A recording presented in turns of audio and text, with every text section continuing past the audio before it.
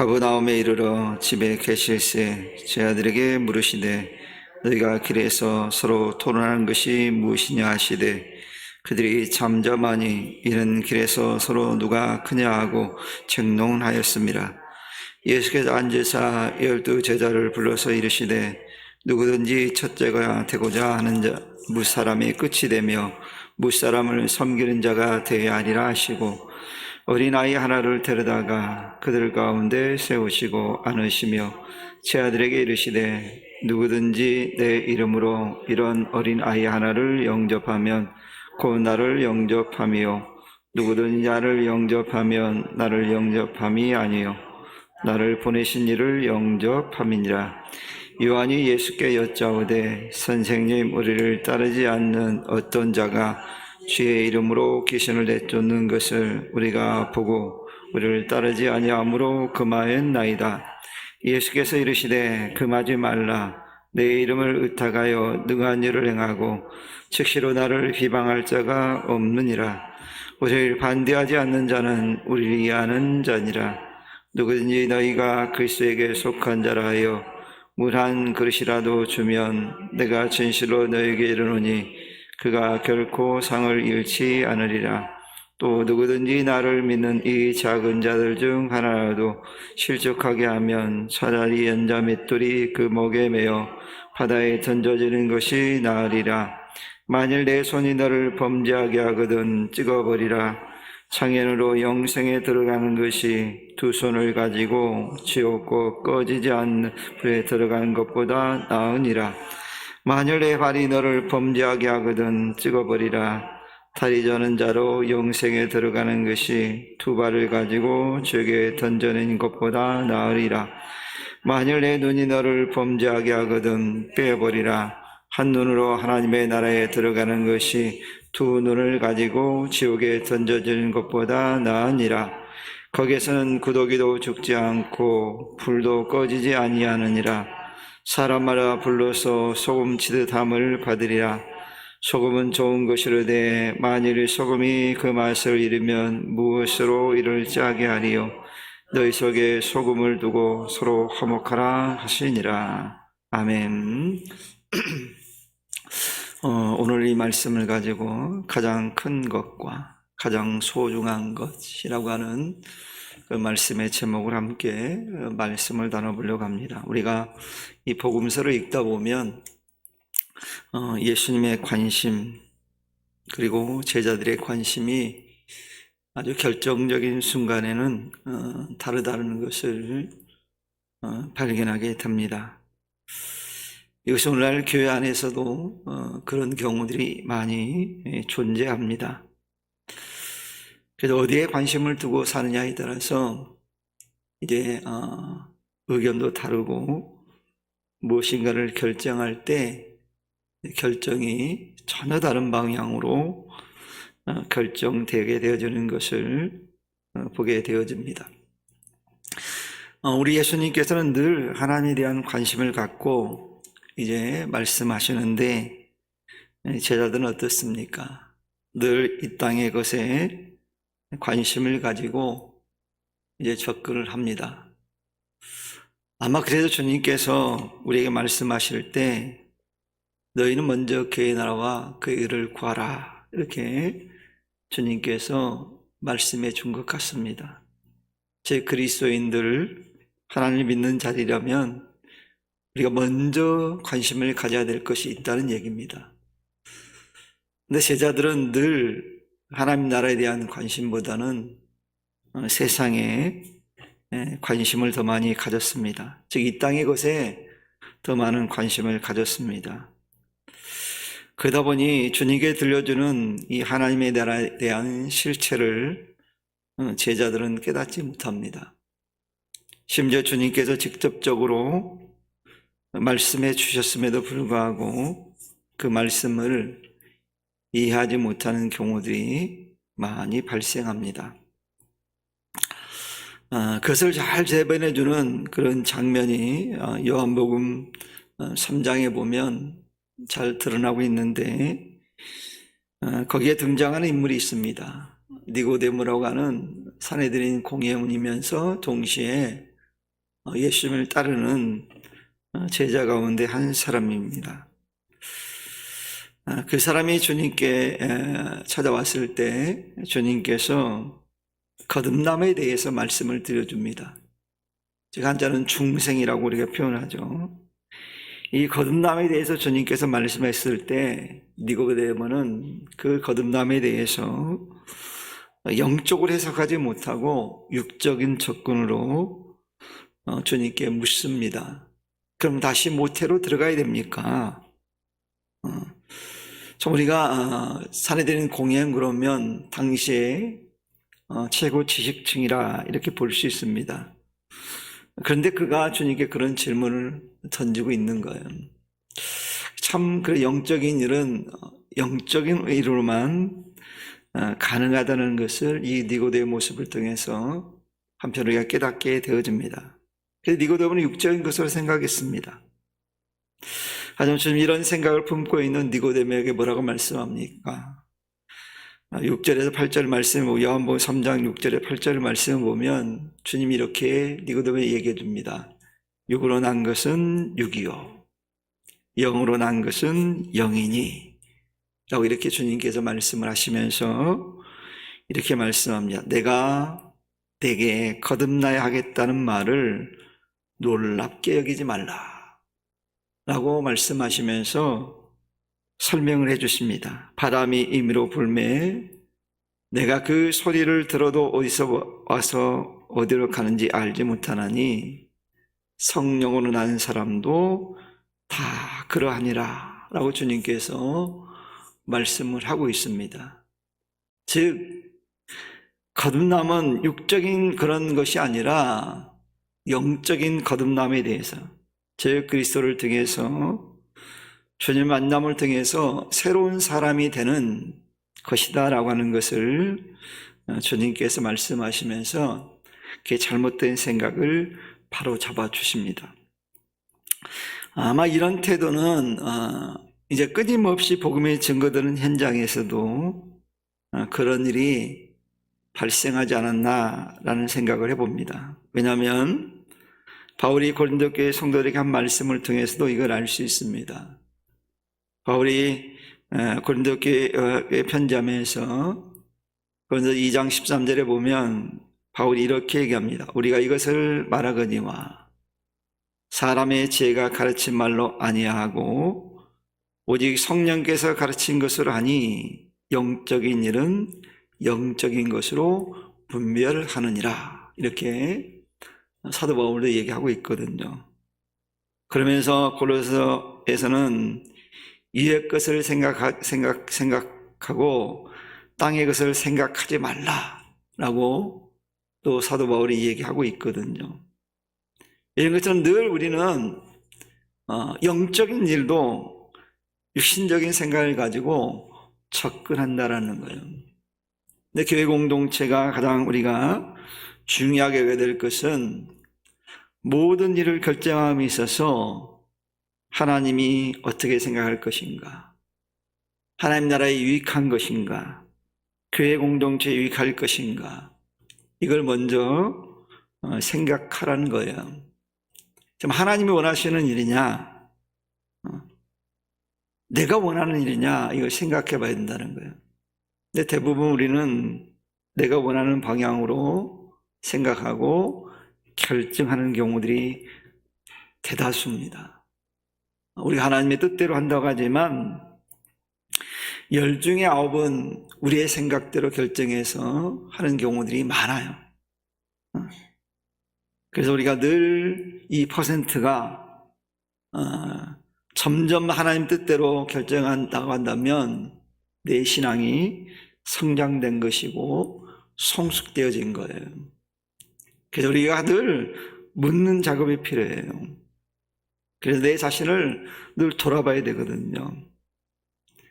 아마 제자들도 처음에는 주님 만났을 때는 늘 자신의 의견들과 자기 생각들대로 결정하는 비율이 높았습니다.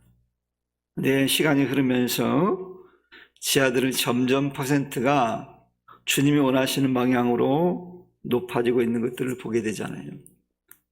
그리고 결정체는 언제냐면 제 아들이 오순절날 성령을 체험하고 난 다음에는 그게 완전히 달라집니다. 주님의 말씀이라면 내가 원해도 접는 모습을 보잖아요. 사도 바울도 자신이 가고 싶은 곳으로 복음을 전하러 가지 않고 비록 그 길이 힘든 길이고 때로는 불이익을 당하는 일이랄지라도 주님이 원하시는 길을 선택해서 가는 사도 바울의 모습을 보게 되잖아요. 이게 믿음 있는 자의 모습이거든요. 그래서 우리 늘 이 퍼센트가 점점점 하나님 원하시는 방향으로 비율을 높여가는 그런 성도들이 되어야 됩니다. 이런 애가 우리 성도들이 있기를 축원합니다. 점점 퍼센트가 높아져야 돼요. 오늘 특별히 주님께서 예수님의 제자들이 논쟁하는 현장에 주님께서 찾아오셨습니다. 근데 제자들은 무슨 일로 논쟁했을까요? 제자들은 이것까지 논쟁했습니다. 누가 더 큰가? 그에게는 누가 더 주님의 나라가 임하면 높은 자리에 앉을 것인가? 이거에 대해서 논쟁을 하고 있었다는 거예요. 이런 제자들의 모습을 본 예수님께서 뭐라고 얘기하자면 이렇게 말씀합니다. 12 제자를 불러서 뭐라고 하면 누구든지 첫째가 되고자 하면 무사람의 끝이 되며 무사람을 섬기는 자가 되어야하리라. 이렇게 말씀해요. 즉 이 말씀은 뭐냐면 첫째 즉 큰 자가 되려면 작은 자, 즉 끝이 되어야 된다고 말씀하고 있어요. 굉장히 역설적이죠.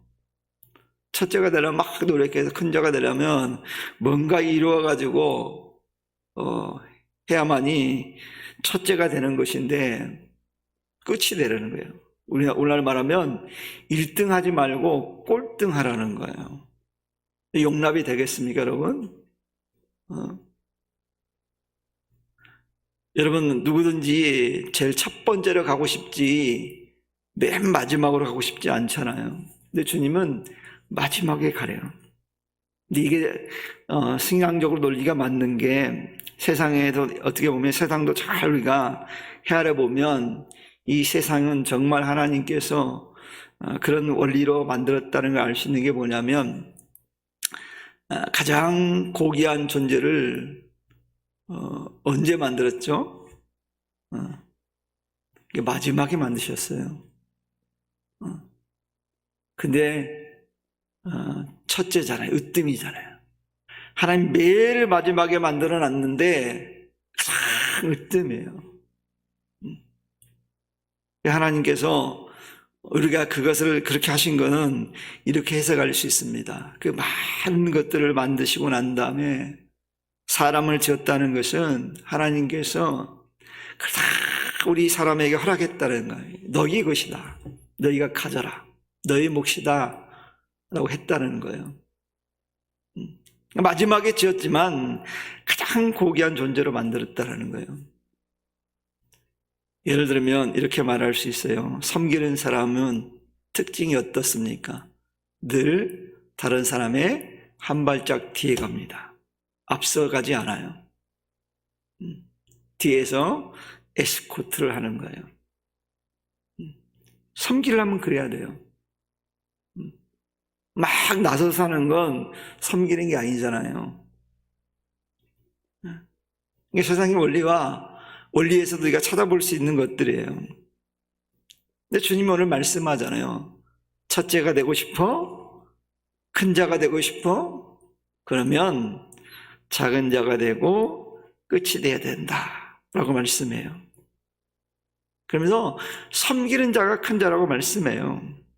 그가 첫째가 될 수 있다라고 주님 말씀합니다.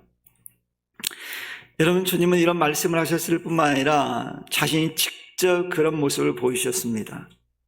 주님이 자신이 이 땅에 오신 목적에 대해서 말씀하시면서 이런 말씀을 하시죠. 인자가 온 것은 섬김을 받으려 함이 아니라. 주님은 마땅히 섬김을 받아야 할 뿐임에도 불구하고 주님이 말씀하시기를 나는 섬김을 받으려 오지 않았다라고 말씀하고 있어요. 그러면 하신 말씀이 도리어 섬기려 하고 자기 목숨을 많은 사람의 대속물로 주려 함이니라, 이렇게 주님께서 말씀했거든요. 마땅히 섬김을 받아야 될 분, 마땅히 높임을 받아야 될 분임에도 불구하고 굳이 말씀하기를 나는 섬김을 받으러 온 것이 아니라 섬기러 왔다는 거예요. 그리고 그뿐만 아니라 너희를 위해서 목숨도 내어주기 위해서 왔다라고 이제 말씀하고 있어요. 즉 무슨 얘기입니까? 주님이 직접 섬기의 모습을 보여주셨다는 거예요. 그래서 주님께서는 섬김을 통해서 영광을 받으셨잖아요. 최고의 영광을 받으시잖아요. 이 말씀을 하신 다음에 주님께서 큰 자가 되려면 끝이 되고 섬기는 자가 되라고 말씀하시면서 이걸 설명하기 위해서 예수님께서 어린아이 하나를 딱 데려오십니다. 그리고 제자들 가운데 딱 세우고 이렇게 말씀하시죠. 누구든지 내 이름으로 이런 어린아이 하나를 영접하면 곧 나를 영접하며, 누구든지 나를 영접하면 나를 영접함이 아니오 나를 보내신 이를 영접함이니라. 주님을 영접할, 어린아이 하나를 영접하는 것이 주님을 영접하는 것이고 하나님을 영접하는 것이라고 주님이 말씀하고 있어요. 근데 굳이 주님께서 이 어린아이를 데려왔을까 생각해 보세요. 여러분, 유대 사회에서는 어린아이는 어떤 존재입니까? 숫자에도 들어가지 않습니다. 즉 별로 중요한 존재로 여기지 않거든요.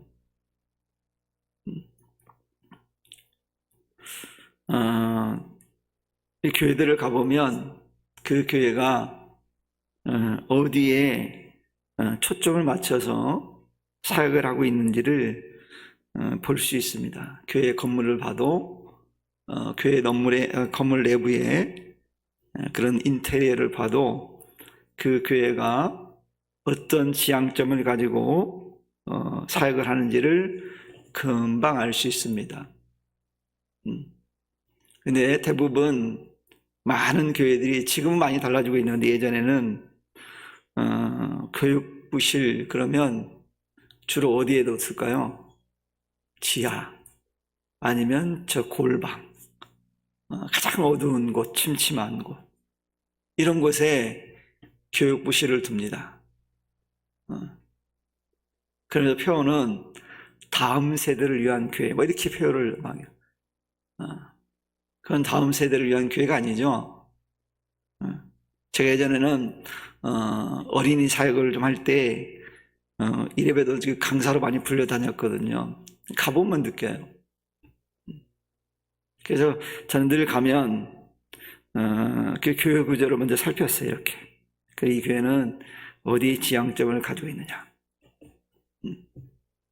그때는 제가 좀 젊을 때니까 젊은 사람들은, 젊은 목회자들은 의로움이 좀 있거든요. 막 외쳤던 적이 있었던 것 같아요. 그러니까 어린아이를 우리가 보통 귀한 존재로 여기지 않거든요. 왜 그럴까요? 그러면 왜 어린아이는 우리가 보통 일반적으로 귀하게 여기지 않을까요? 생산성이 없잖아요. 그렇죠? 생산성이 없잖아요. 어린아이는 어떻게 해야 돼요? 투자해야 되고 관심 가져야 되고 베풀어야 되고 뭐 이런 거니까 별 관심을 두지 않는 경우가 많거든요. 근데 사실 그들이 미래거든요, 미래. 그래서 굉장히 아이가 중요합니다. 아마 주님은 그런 관점에서 보신 것 같아요. 너무도 너희들이 하찮게 여기는 아이라 할지라도 이 하찮은 존재가 아니라는 거예요. 귀한 것으로 알아야 된다고 주님 말씀하신 거예요. 한마디로 주님 안에서는 하찮은 것이 하나도 없다라고 말씀하는 거예요. 이런 사실은 주님께서 잃어버린 한 마리 양의 비유를 통해서도 설명하고 있잖아요. 99마리가 하찮은 존재라는 게 아니라 그 한 영혼이 소중한 것에 대해서 말씀하기에 비유하신 거예요. 자칫 잘못하면 사람들이 이 말씀 오해하는 경우가 있어요. 그러면 99마리는 귀하지 않다는 얘기입니까? 그게 아니에요. 99마리가 귀하듯이 이 한 마리 양도 그만큼 소중하다는 거예요. 가치가 있다는 거예요. 그만큼 한 영혼의 소중함에 대해서 말씀한 거거든요. 그런 것처럼 이 어린아이라 할지라도 우리가 보기에 보잘것없는 것처럼 보이는 자라 할지라도 소중한 거예요. 그런 자들을 대접하는 거, 그들을 귀하게 여기는 것이 바로 나를 영접하는 것이다 라고 주님께서 말씀하고 있어요. 즉 첫째가 되고 싶거든 끝이 되고 섬기는 삶을 살아야 돼요. 그가 누구든지 섬기는 자세를 대해야 된다라고 말씀하고 있어요. 교회 공동체가 이런 마음을 가지면 분쟁이 없을 거예요. 그렇잖아요. 서로 섬기는데 분쟁이 있을 리가 없잖아요. 그래서 우리는 철저하게 자신을 낮추고 죽일 때 첫째가 됩니다. 이것이 하나님 나라의 법칙이에요. 하나님 논리는 세상 논리와 반대적인 논리가 많아요. 그래서 우리는 하나님의 법칙대로 사는 그런 성도 되기를 축원합니다. 그럼 하나님이 기뻐하실 거예요. 그리고 오늘 우리는 이 장면을 통해서, 오늘 본문을 통해서 제자들의 편견도 우리가 발견합니다. 논쟁을 할 뿐만 아니라 아주 편견을 가지고 있었어요. 제자들은 주님께 우리를 따르지 않는 자들이 예수님의 이름으로 귀신을 내어 쫓는 모습을 보고 그것을 금했다고 말해요. 아마 제자들은 이걸 어떻게 왜 이런 얘기를 했을까요? 자랑 삼아 얘기한 거예요. 자랑 삼아. 그럼 주님이 칭찬할 줄 알았어요. 제자들은. 근데 주님이 제자들의 이런 태도에 대해서 뭐라고 말씀합니까? 야, 내 이름으로 귀신을 내어 쫓는 거 금하지 말아라. 제자들은 자신들이 칭찬받을 줄 알았는데 주님 말씀하기를 야, 내 이름으로 귀신을 쫓아내는 자들 그들이 하는 행위에 대해서 금하지 말라고 말씀하고 있어요. 그러면 주님께서 이렇게 말씀하신 이유에 대해서도 말씀하잖아요. 예수님의 이름으로 귀신을 내어 쫓는 자들이라고 한다면 예수님을 비난할 수 없기 때문이라고 말씀합니다. 즉 예수님의 반대편이 아니란 얘기죠. 그래서 주님은 그래서 금하지 말라고 명하신 거예요. 그래서 40절에 이렇게 말씀하잖아요. 그래서 우리를 반대하지 않는 자는 우리를 위하는 자니라. 그들이 우리를 반대하지 않는 자들이라면 우리를 위하는 자, 우리를 위해서 일하지 않느냐라고 말씀하고 있는 거예요. 다만 우리랑 함께 그 길을 같이 따라다니지 않을지언정 우리를 위해서 일하고 있지 않느냐라고 말씀하는 거예요.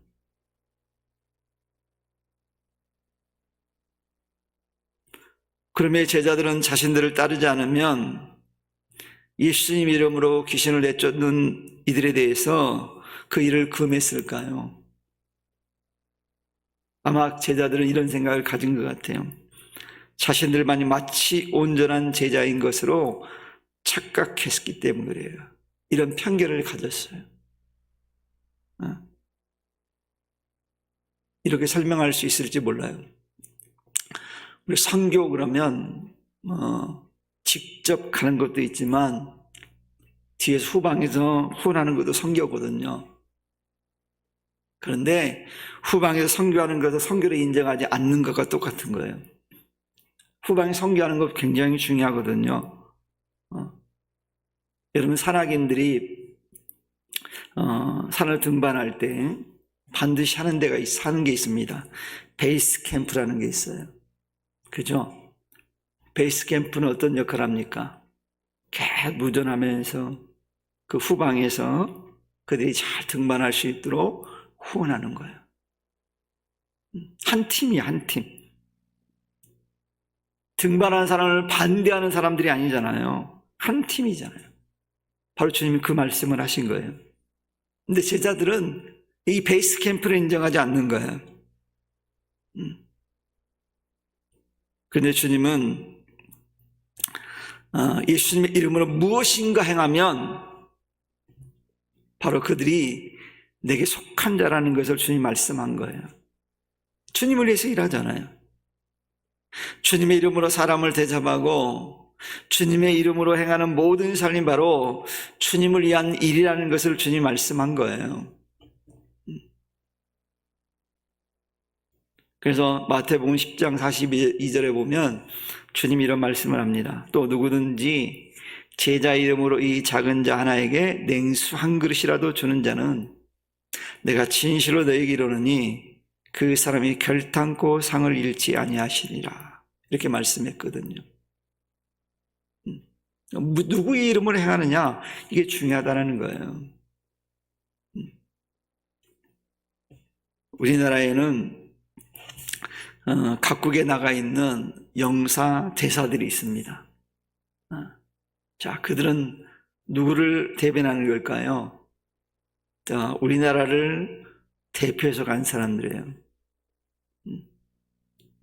그래서 그들이 하는 모든 것들은 우리나라가 하는 거랑 똑같은 거예요. 대표성을 가지고 있기 때문에. 바로 주님이 그 말씀을 하고 있는 거예요. 주님의 이름을 하는 것은 주님을 위한 일이라는 거예요. 그냥 편견을 갖지 말라는 거예요. 이 땅의 교회들이 하는 모든 일들은 주님을 위해서 일한다면 그것도 인정해 주라는 얘기죠.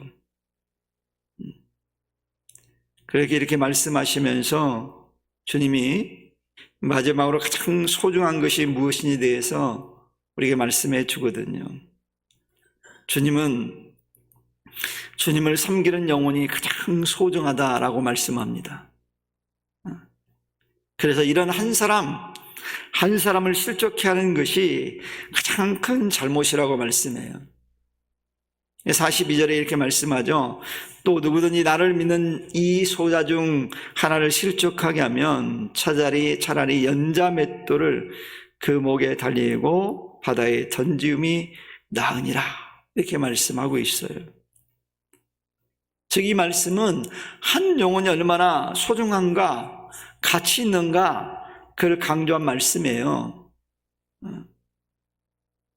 여러분이 한 영혼의 소중함에 대해서는 주님께서 끊임없이 강조했을 뿐만 아니라 여러 비유를 통해서 말씀해 주셨어요.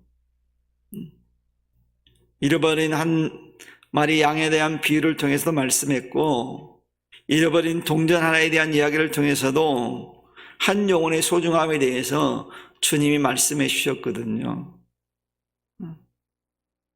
그리고 오늘 말씀에서는 또 뭘 얘기하냐면, 비록 손이나 발 그리고 눈을 잃는다 할지라도 하나님의 백성이 된 사람들이 가장 소중하다는 걸 말씀하고 있어요. 그 어떤 사람인가가 중요한 게 아니라 그가 주님을 믿고 있느냐 믿지 않느냐, 하나님의 백성이냐 아니냐, 이게 중요하다는 거예요. 외형적인 게 중요한 게 아니라는 거예요.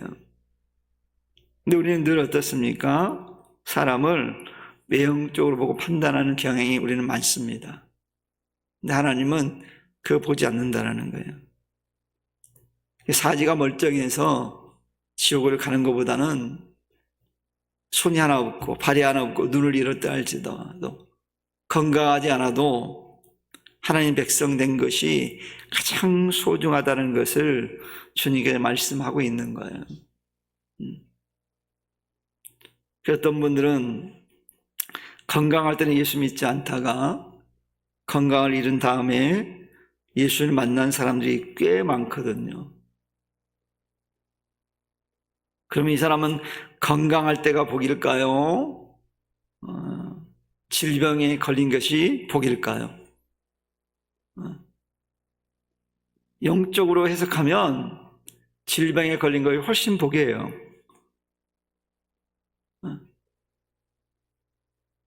그래서 오직 하나님만 보잖아요. 이게 복이잖아요.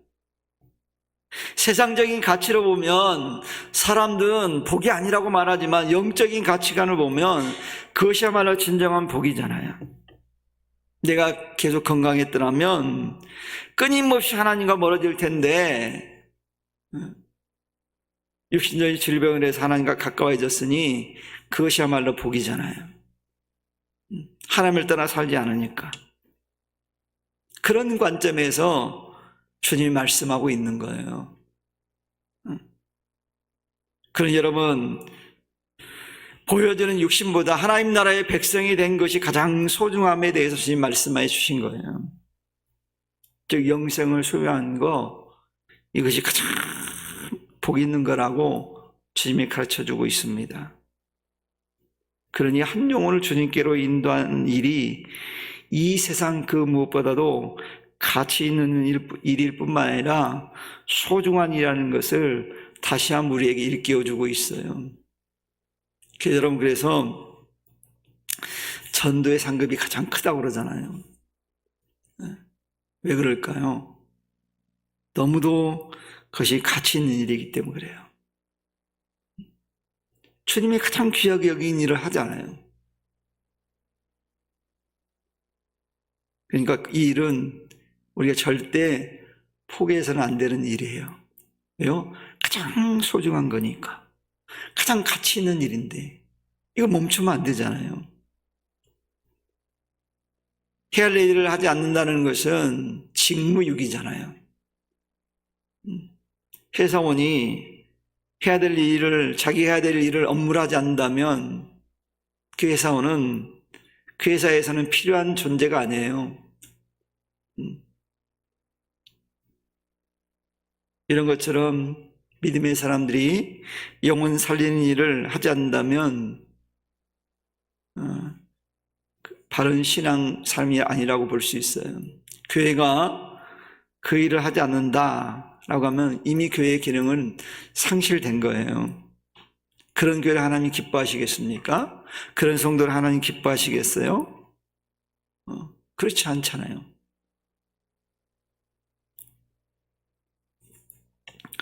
여러분, 이 영혼을 살리는 일이 얼마나 가치 있는 일인가 소중한가 하는 것을 주님 비유를 통해서 말씀하잖아요.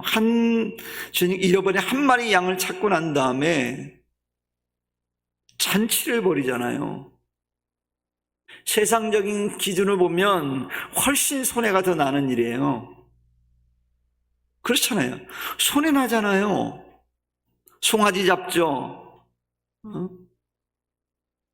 그 잔치를 벌려면 얼마나 많은 비용이 듭니까? 그러니까 훨씬 손해인 거예요. 근데도 잔치를 열잖아요. 왜요? 그만큼 소중하다는 거예요. 여러분, 누가복음에 보면 탕자의 비유, 일명의 탕자의 비유라고 그러잖아요. 도람탕자. 근데 그 아들이 아버지 재산을 가지고 가서 다 탕진하고 돌아왔어요. 여러분, 세상적인 논리로 보면 이 아들은 배은망덕한 아들이고 불의한 자식이에요. 불의한 자식. 그러니까 내쳐도 누가 욕할 수 없어요. 근데 어때요? 그 아버지가 그 아들이 돌아왔을 때 그를 포옹하고 입 맞추고 금가락지를 끼워주고 송아지를 잡아서 잔치를 열잖아요.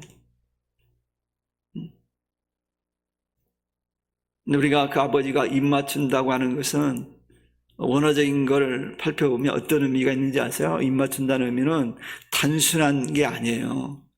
왜 성경에 그렇게 단순하게 기록하지 않거든요.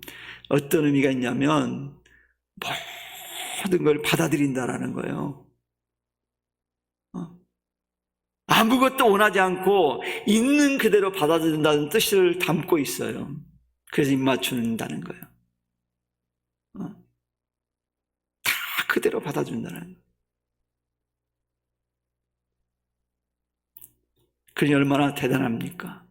다 탕진하고 들어왔는데 금가락지 끼워주죠, 입 맞춰줘, 송아지를 잡아서 잔치를 열잖아요. 그만큼 소중하다는 거예요.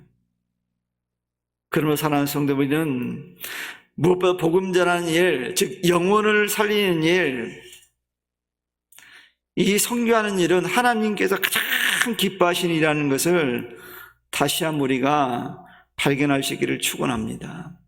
그러니까 그 일은 우리가 협력해야 될 일이에요. 직접 와서 하든지 아니면 후원을 하든지.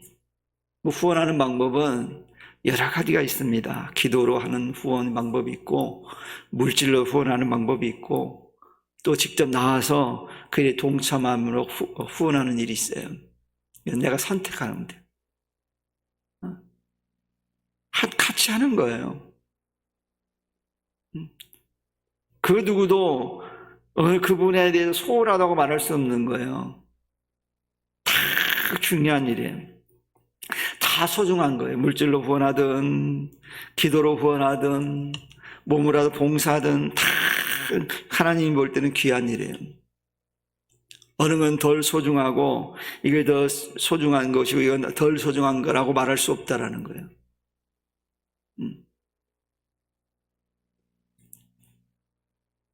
그러니 여러분, 이 시간 우리는 복음 전하는 일, 즉 영혼을 살리는 일, 선교하는 일은 하나님께서 정말 기뻐하시라는 것을 깨닫고 그 일을 위해서 헌신할 수 있는 우리 성도가 될 수 있기를 축원합니다. 주님께서 왜 승천하시면서 이 말씀하셨는지 다시 한번 우리가 생각해 봐야 돼요. 오직 성령이 너희에게 임하시면 너희가 권능을 받고 예루살렘과 온 유대와 사마리아 땅까지 이르러 내 증인이 되리라 그러셨거든요. 주님이 마지막 제자들에게 하신 말씀이에요. 약속하신 성령을 기다리라고 말씀하시면서 이 말씀하셨잖아요. 내 증인이 되어야 된다고. 이 말씀 우리가 다시 한번 묵상하고 이 일에 충성할 수 있는 복된 삶을 사는 성도들이 다 될 수 있기를 주님의 이름을 간절히 축원합니다. 기도하겠습니다. 하나님 아버지 감사합니다.